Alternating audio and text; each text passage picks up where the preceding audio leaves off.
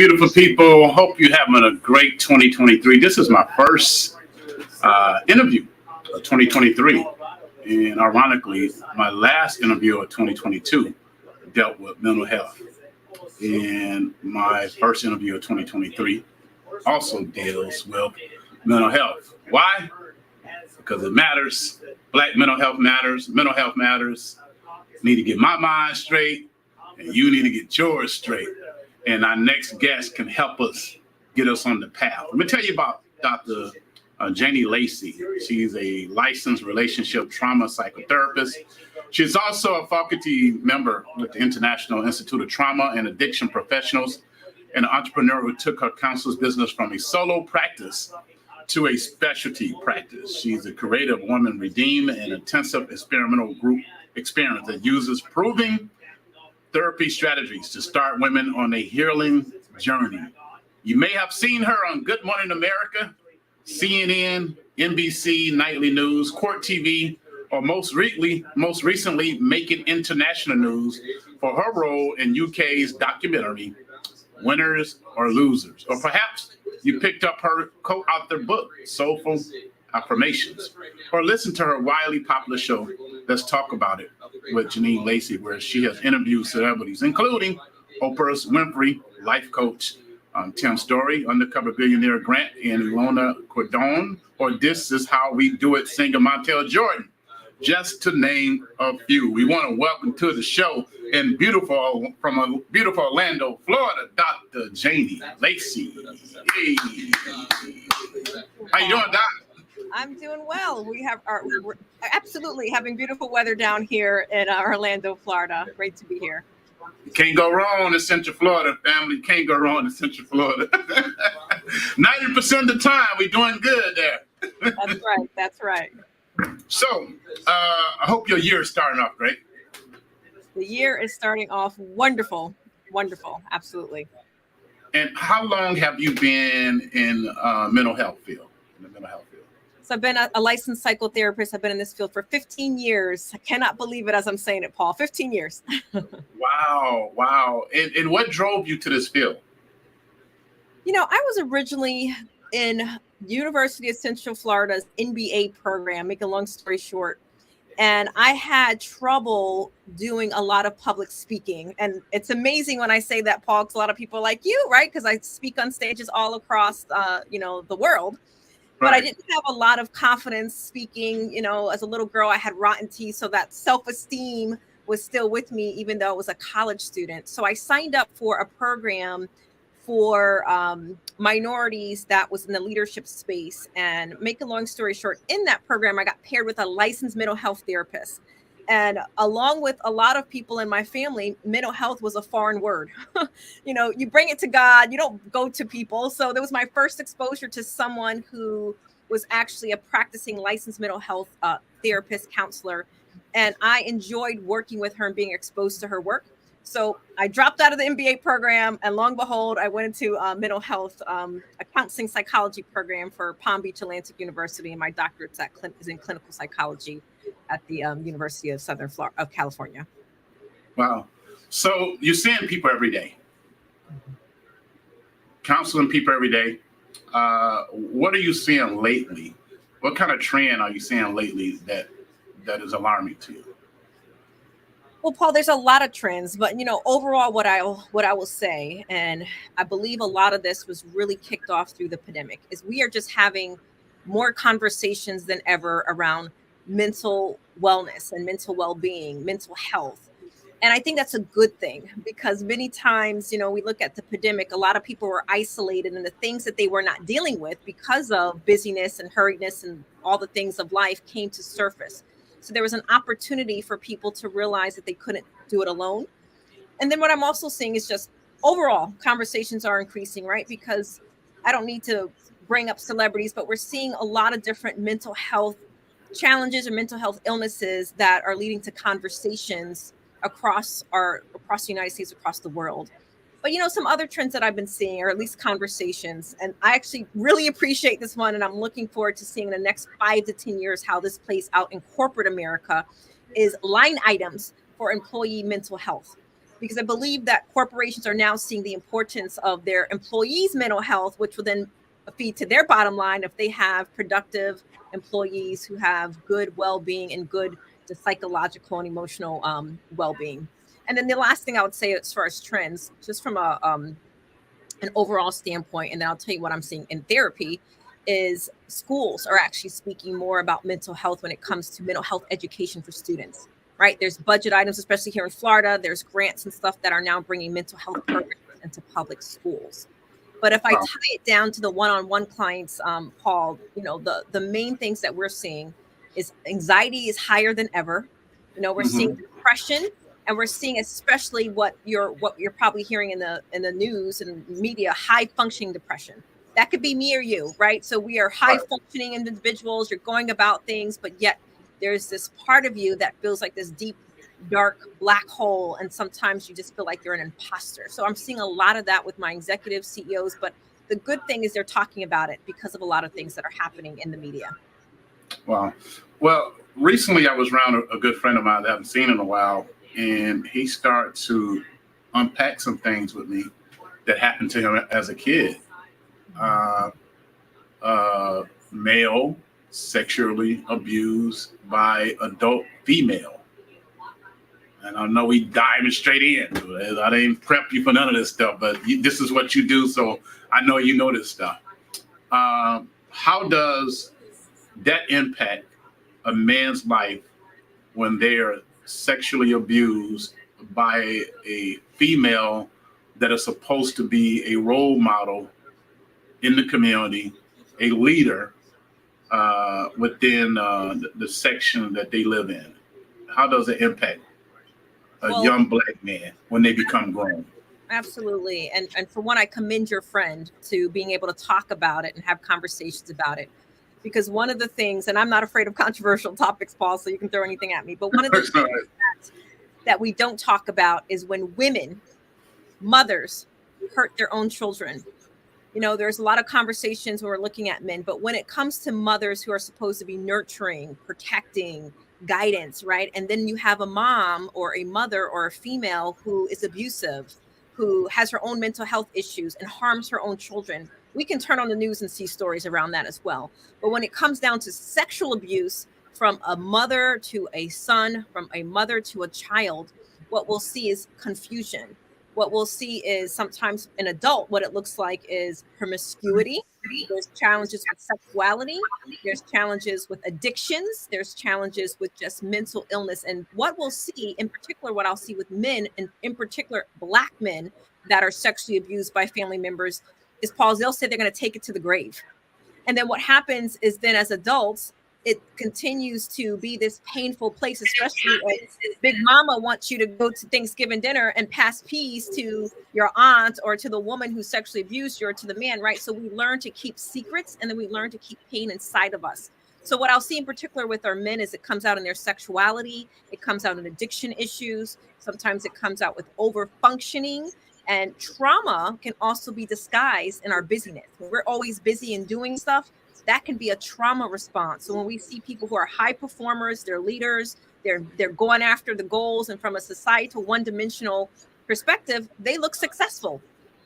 So then when something happens, right, everyone is shocked because we're so focused on their success without realizing that there's another side of that coin potentially. What are they running from? It's not always about what are they running to. Wow. Dr. Janie Lacy, during the Me Too movement, we saw that black men and men got exposed. But I know for a fact there was an element of society that they left out, that a lot of women have also been molested and raped by women. And the Me Too movement left that whole section out, that whole sex out. Why do you think that is, and how do we start a movement? Because women that I've talked to that have been molested by other women, a lot of them struggle with sexuality, and there's some of the things you mentioned in the previous question. But they're ashamed to talk about what happened to them between the age of 1 and 17. In my opinion, the reason why it wasn't spotlighted in the Me Too movement is when we're looking at statistics and we're looking at the data, the sexual abuse and the crimes around sex are reported primarily from females to men who are harming them.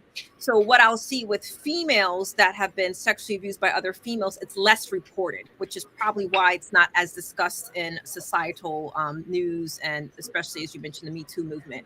But when we're looking at female to female sexual abuse, it is actually, it does happen a lot more than it is reported.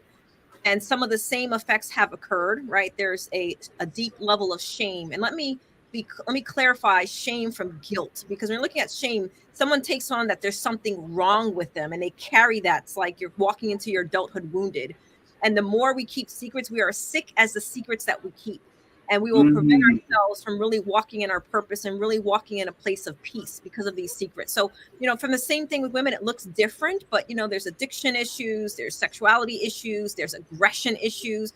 I mean, so there's a gamut of how it is exposed if it's unhealed and untreated. And I believe because of the way that we are now dealing with mental health illness and mental health challenges, people are talking about it more often than not, especially if the people are still around in their life. Because 70%, Paul, of people who will harm in a way of sexual abuse, a child that's under 16 is usually someone they know. 70%, a family member or a family friend. Wow. You said as guilty as the secret you keeping. Okay, repeat that again. That was pretty profound. I like that. We are sick as the secrets that we keep. Wow. Is that original? Did you just make that up? I did not make that up. That comes from Alcoholics Anonymous. Okay. Wow. That sounds so profound. So what do you suggest to these people that haven't unpacked these situations in their life, and they struggle with relationship, they struggle with some of these things? What is the first step? Do they just let it all out? They go on, they get it out, put it on Facebook. Hey, auntie did this, XYZ, or should they deal with it in another way? Not at all. Not at all. We have to be really mindful and really careful of the people who we share our core wounds, right? So we all have core wounds, abandonment issues, rejection issues, abuse issues, right? So whatever the core wounds are, you can't just go to anybody, because sometimes the trauma, you can be re-traumatized because you shared with the wrong person. And many times I've also heard that when people share with the wrong person, they realize, well, I'm never going to talk about these things because look what happened. So the first thing is we have to be aware that there's something that's holding us back from truly having either healthy relationships with ourselves, with other people, walking in our purpose and really living a life of freedom from the inside out. So when we realize there's a problem, then you find out, secondly, who is it safe that has what I need, right? So if I have knock on wood, a broken foot, I'm just not going to any old body. I'm going to some doctor that's going to be able to help me with my broken foot, right? So the same thing happens with our emotional and our psychological challenges. We want to go to someone who has specific instruction, specific training, specific specialty in the area that we need. So if we're talking about sexual abuse, for example, you would want to go to a psychologist, psychotherapist, a mental health counselor who's trained in sexual abuse recovery and healing work. And once you do that, it's nobody's business except you and the person you're working with. And when you work through it, then you will know what you need to do with that information. And usually what happens coming out of those is its boundaries, especially if the person is still around, right? And I'm joking, but I'm not. But if Big Mama, right, is saying, come to Thanksgiving dinner, and your Uncle Paul is there who molested you as a young child or a young female or young male, and you're now realizing that I'm not going to have to be I don't have to pass the piece to someone who's hurt me, right? So you start making decisions. But when you do that, Paul, especially sometimes in our Black community, especially, you disrupt the apple cart, right? When you start having boundaries, and people don't realize why you're having boundaries, because you understand by sharing certain information, they can't handle it because they're unhealed themselves. And that's where we can get into these issues where we're sharing information and people don't have the capacity to carry it. And you disrupt your family systems once you start talking about what's happened in the family. Well, incest. How bad is it? Is it bad? Is it on a decline, increase? Is it suppressed? What are your thoughts? Well, when we're looking from a statistical standpoint, their numbers are still the same. And what we're seeing, and I believe I don't have numbers to support this. I do believe because of the rise of access to pornography and access to a lot of children, when I say children, I'm looking at 16 and under, they are prematurely exposed to things of a sexual nature. And when they are premature, right now we're looking at, this is statistics, at the age 8 is the average premature exposure to pornography, for example. Whew. And at that age, it's what we call repetition. So what is seen will be what is done. So when we're looking at these things and what is done, sometimes it's going to be your sibling that's right in the home, right? Or you have an older teen who has their own challenges and they're put in charge to watch a younger child that's their sibling. So in family, right, I'm in the trauma space. So in the family systems, it's hard for parents, especially, to believe that their sibling would harm another sibling. But when we look at it, and I'm a big advocate for protecting our children. I have a son who's turning 11. There's parental, all the parental things on his iPad and all the technology that he has. And there's an open conversation around sex, right? So the first education needs to come from us. The second, and this is probably going to age me, Paul, but I remember growing up and going to, I think it was called Boob Tube or Blockbuster back then. And I remember when we were going there would be this black curtain that said 18 and older. You saw the black curtain. And, you know, as little girls, we'd peek in there and you would see the dirty movies. No, you didn't do that. But the point there, Paul, was there's a black curtain and my parents didn't allow us to go in that black curtain, right? No matter how much we tried to peek in there. Right now, anyone can turn on the internet, can turn on the computer, and they can have access to that room and that black curtain, and they don't need a parent's permission, right? So when you think of a child who's prematurely exposed to a lot of things of sexual nature, and if they come from a home that already has abuse and neglect, there's a higher propensity to have same in family sexual abuse acts that can occur, sibling to sibling, and even older adults as well. Great analogy. I didn't think about that. You're right. That's crazy. There's no filter. Oh my God, my grandkids in that age too. All right, I wanted to talk about suicide before we go, and I know we're almost at that mark, and I know your time is precious. What should we be aware of in regards to suicide? What are some of the factors we should be looking at? You know, one of the things that I would say, there's a lot of areas where I can go with this conversation, but the one that's been on my heart lately is that no matter how strong someone looks, no matter how much together they have, it may seem like on the outside, no matter how much money they make, you know, sometimes we don't check on the people who seem to have it all together. And every single one of us, me, you, Paul, anyone that especially is go-getters, they're ambitious, they need to have at least 1 to 3 people, close friends, 360 degrees. So if Paul is drunk at 2:00 in the morning, he can call that person and nobody else finds out except that person. Exactly. We need people like that in our life, because when we don't, just the loneliness that we have is, even though we feel more connected than ever, people are so lonely and they feel like people don't understand them. And then when they do reach out for help, well, Paul, you have it together. What are you talking about? You're okay. And then people dismiss when they finally, people who are strength, when they reach out, people dismiss it. So the best thing that we can do to help contribute to the decline in suicide is to really have authentic, meaningful relationships, no matter how successful we are. And just because someone seems like they have it all together, it is okay to ask them, are you really okay? I like that. And I thank God I got a tight circle. Thank God for that. You're a superstar. So you're going on tour. Tell us about the tour. Tell us about the movie or the documentary that you got going on. Well, it's not a documentary, but it's a TV show. I can't name the TV show because I'm on NDA, but I'm going to be part of a reality show franchise that's been out for quite some time in the United States and the UK. Once it comes out, everybody will know the franchise, but I'll be doing live interventions with high conflict couples on this television show. So I'll be down in South Florida filming for about 2.5 weeks coming up here. And as soon as we get the press release, I will release it for everyone to watch. But I'm excited to do live on-air intervention with high conflict couples, because I believe those who do not come to therapy and do not have access to therapy, or for whatever reason don't want to come to therapy, will be able to learn something about their relationships. And you get to keep it real, though. You get to keep it real with these folks. I keep it real, even though it's a reality show. I mean, it's a television show. It's we get to be who we are. There's no scripting for us. We're doing therapy. There's three of us, so three of us doing hardcore therapy with high conflict couples. Wow. So tell me this: have you ever seen a therapist? Absolutely, a therapist, a business coach. I have accountability people. Because at the end of the day, when you're working in a trauma space, you're walking with people in their war zone. So I have to be mindful. I have good self-care. When people see my stuff on Instagram, they're like, "You're always having fun." You're absolutely right, because I have to take care of myself, right? So if I have to hold space for other people, I have to have the capacity to hold space, and that's self-care, and that is also people holding space for me. Should everyone see a therapist? Well, that's a biased question, because I'm going to say yes, because we have this. First, let me say this. There's a difference between mental health and mental illness. Mental health, everybody has mental health. That's going to be our emotional, our psychological, and social well-being.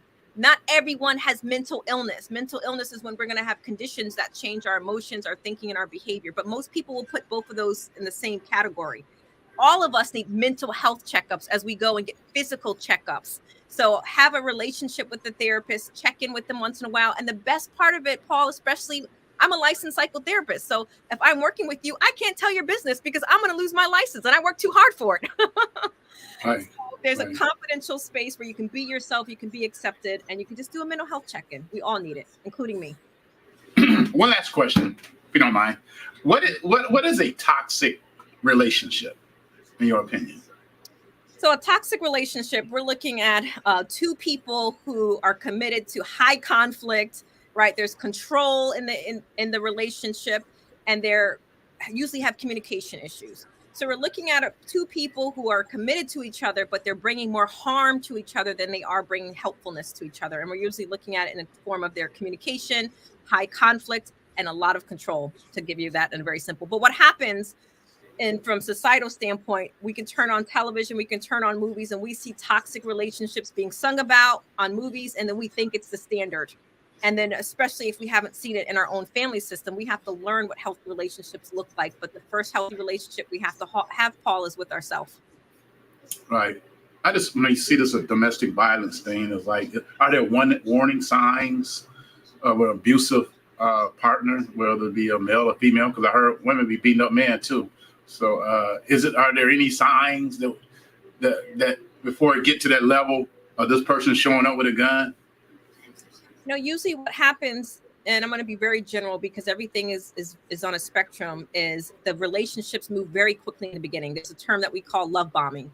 They're all real quick attached. You don't even know his name, but you're already moving him in, right? So it moves very quickly in the beginning, because usually when someone is manipulative, they want to get you in that stage where they can get you under their control, and what we call, you kind of get under that delusion. So the relationships usually move very quickly, and then they start deteriorating very quickly, where he or she, because it goes both ways, starts criticizing you. But in the same token, they're also complimenting you.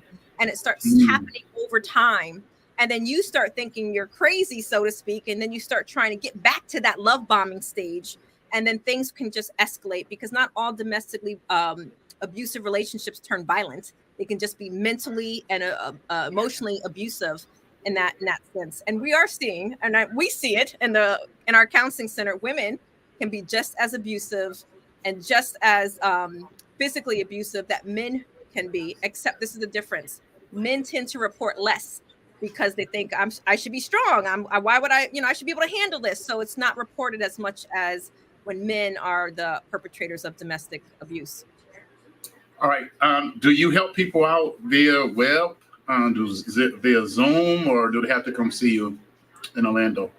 Yep, so both. So I have a brick and mortar in Maitland, Florida, and then I also do telehealth, and then I have a women redeemed monthly program where women, it's just $35 a month, so they can come in and be in a community of healing women, and we have one or two men in there. But to come in there, we do a monthly Zoom, we do a monthly masterclass, a book of the month, just to be a part of the healing community if people can't afford or don't have access to mental health. All right, Dr. Janie Lacy, thank you so much for being available. My first interview of 2023. I know I got 200 more to do, but this is my first. Well, I'm glad to have been the first, Paul. and hopefully we can get you back. Even though I know you're blowing up, you know what I mean, you're a mega star. Hopefully we be able to get you in the studio once or twice throughout the year. You know. Absolutely, Okay. my pleasure. Take care. God bless you. Thank you for being available, Dr. Janie Lacy. Peace and blessings to you. You too, Paul. Thank you. All right.